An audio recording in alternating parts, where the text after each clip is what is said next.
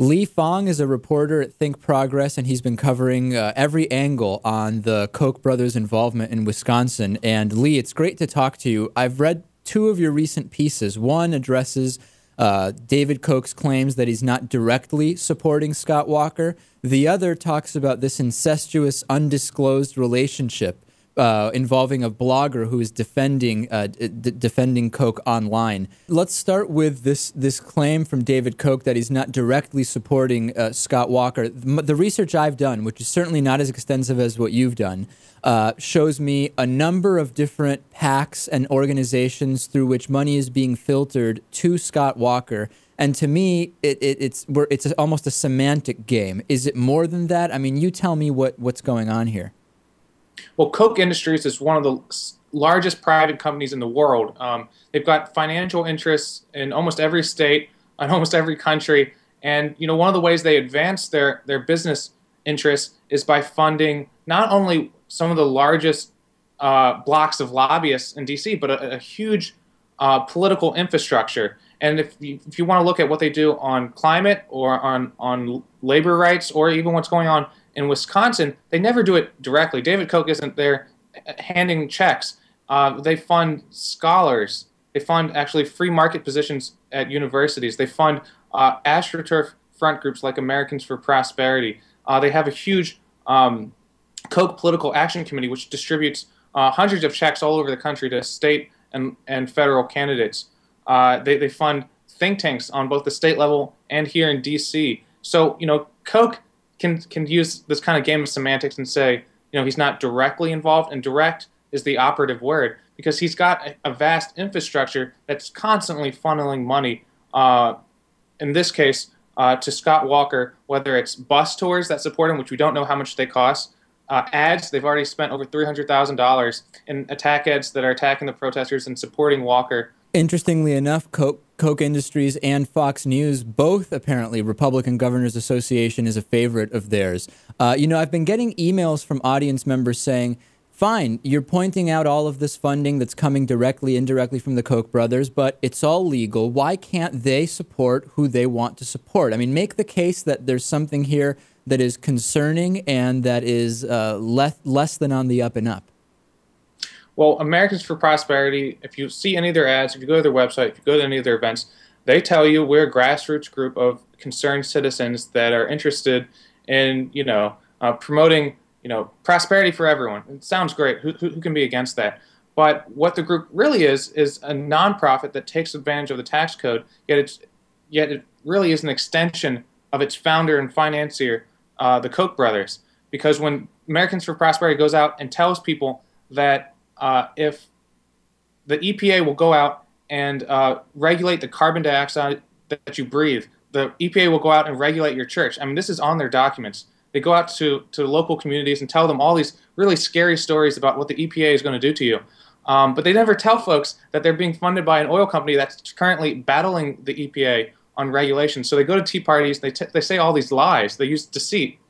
And then they trick these regular Americans into lobbying to the benefit of Koch Industries because they tell folks, hey, call your Congress, tell them to support the Murkowski Amendment or what have you, to gut the EPA, to basically get rid of the Clean Air Act.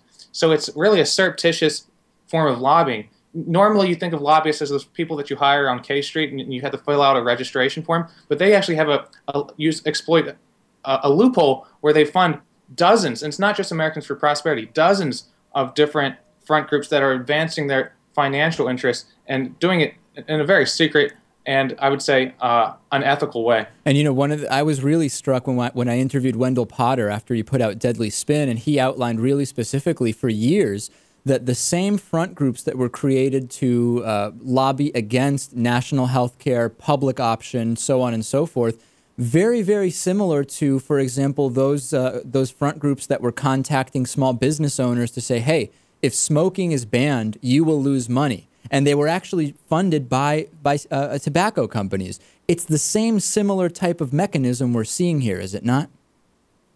It's exactly the same. I mean, some of the most, you could call them brilliant, but they're almost brilliantly evil lobbyists that are active today in fighting the EPA or fighting for to preserve tax cuts for the rich or fighting against net neutrality. Some of these exact same guys got their cut their teeth in the mid 90s working for big tobacco. One firm I'll just throw out there is called the DCI Group.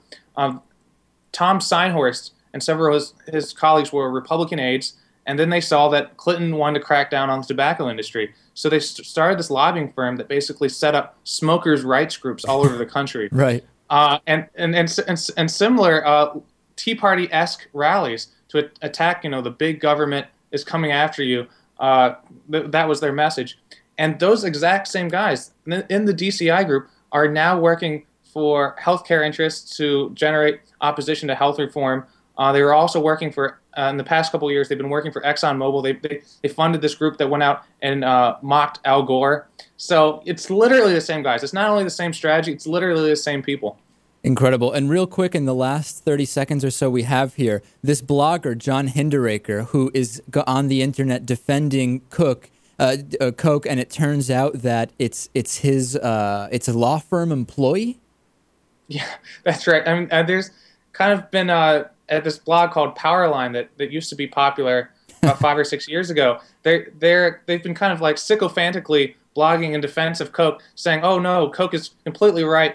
There is no global warming. Koch is an awesome company. Koch is one of the best companies ever. Oh, Koch pollutes all this formaldehyde, but don't worry, that doesn't cause cancer." I mean, it's really kind of lapdog brown nosing. But if you look at the blogger who's doing this, his law firm counts Koch Industries as one of their major clients. They've represented them in over half a dozen cases. I mean, it's funny, but it's sad because this leaks around to the rest of the conservative blogosphere, and then Koch Industries, in their official PR shop, sends out his blog post saying, here's an independent media person defending us. So it's really just kind of a feedback loop of Koch Industries propaganda. Well, like you said, it's basically geniusly evil. Lee Fang, reporter over at ThinkProgress. Keep up the good work. We'd love to have you back. Hey, David, thank you so much for having me.